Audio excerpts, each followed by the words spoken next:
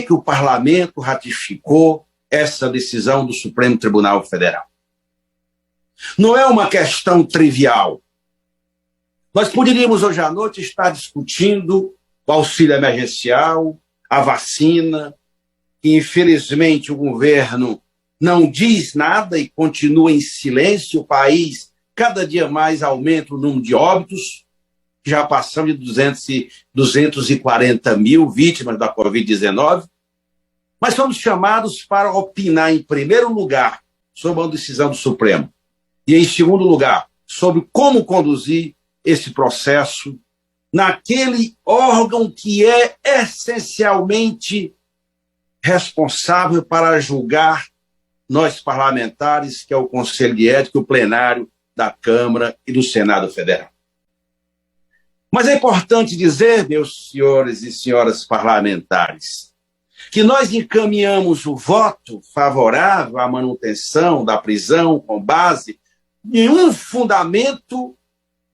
O ministro Alexandre de Moraes pavimentou a sua decisão baseado em dois fundamentos. Arguiu o artigo 34, o artigo 5º e o artigo 34 da nossa Constituição e a Lei de Segurança Nacional.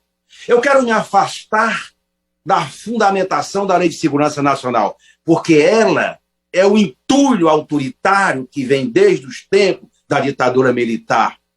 Então precisaria ser usado este fundamento para justificar a prisão em flagrante do deputado do PSL. Qual é o fundamento que eu vejo que tem que ancorar a decisão desta casa, e os juristas sabem disso? É exatamente a conduta do parlamentar. Atenta e atentou com aquilo que para nós é maior do que a imunidade parlamentar, que é a causa pétrea maior desse país, que é a nossa Constituição. Ao agredir a Constituição de 88, ela estabelece o princípio da separação dos poderes, que é fundamental no sistema de pesos de freios e contrapesos, como já disse Montesquieu. Mas é necessário dizer que a postura, a conduta do parlamentar agrediu esse princípio e agrediu, sobretudo, um dos pilares que deve guardar a nossa Constituição, que é o Supremo Tribunal Federal. Por isso que justifica a prisão, porque é um atentado àquilo que é fundamental, que é a Constituição, que conforma o Estado democrático de direito. Porque de uns tempos para cá, foi se naturalizando esse tipo de conduta, foi se naturalizando esse tipo de postura. Todo mundo agride quem quer agredir e fica por isso mesmo. É preciso que todo mundo reflita sobre isso. O Brasil é uma república democrática e, portanto, não pode pactuar com esse tipo de conduta que agride o seu fundamento maior da república democrática, que é o Estado democrático de direito, o respeito à pluralidade, o respeito à diferença, o respeito às instituições do Estado Democrático de Direito, que é o Executivo, o Judiciário e o Parlamento. Quantos discursos nós já ouvimos pedindo o fechamento do Congresso Nacional? Quantos discursos nós já ouvimos de manifestações de agressão à Suprema Corte do país, independente de concordar com uma ou outra opinião desse ou daquele ministro? Mas são instrumentos e são poderes que precisam ser respeitados, porque senão é a barbárie. E o Brasil é uma república democrática. É especialíssima essa decisão, porque o senhor parlamentar agrediu violentamente o Estado, a democracia e esse princípio que é fundamental, que é exatamente, para mim, uma causa pétrea. Quando o parlamentar toma posse, senhor presidente, senhoras e senhores parlamentares, nós levantamos a mão e dizemos: eu prometo. Aliás, o presidente da República também falou isso quando tomou posse o Bolsonaro, é o que mais diz respeito à Constituição Federal. Eu prometo defender a Constituição, as leis do país, os poderes da República e a dignidade do povo brasileiro.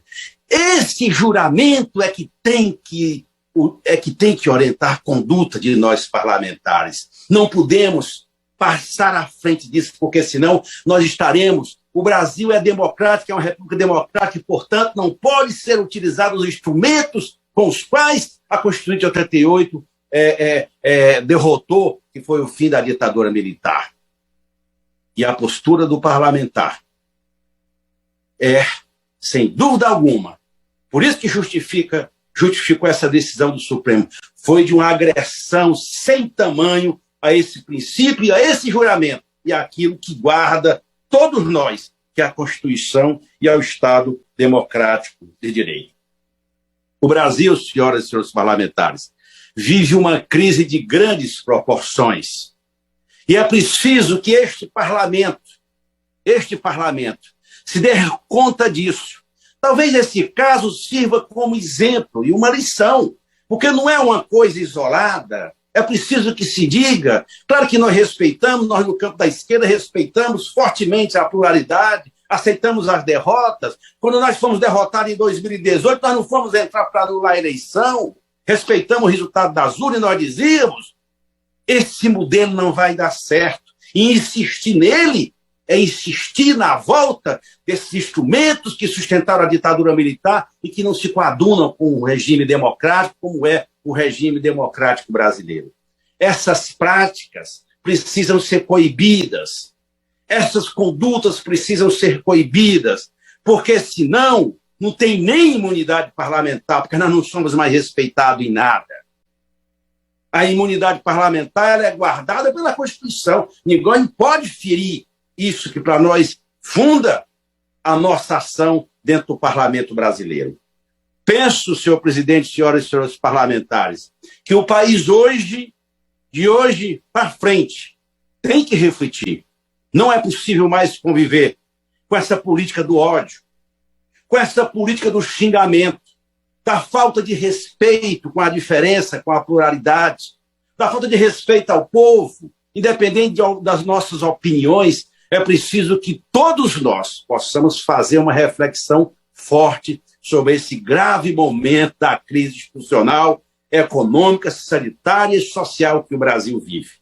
O parlamento é a espinha dorsal da democracia, é a espinha dorsal do regime democrático. E nós precisamos defender o parlamento e, consequentemente, a política, porque senão nós iremos para a vala comum e a democracia corre sim risco. É por isso, senhor presidente, senhoras e senhores parlamentares, que julgo que essa decisão é histórica, foi necessária para pôr limites, para pôr fim.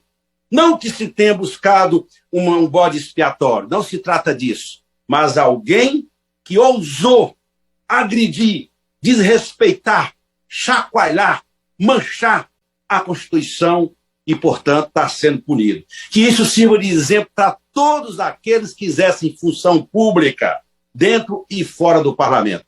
O Brasil é uma república, volto a dizer, é uma república democrática e, como tal, todos terão que obedecer esse sistema republicano e democrático. É o parlamento, é o Supremo, independente das concordâncias, e é o Executivo. Por isso que eu penso que esse momento, acho que agora o Conselho de Ética tem que funcionar. Tem que funcionar. E a Câmara assumir, porque é ela que cabe julgar as condutas e as ações que cada parlamentar toma no exercício da atividade parlamentar.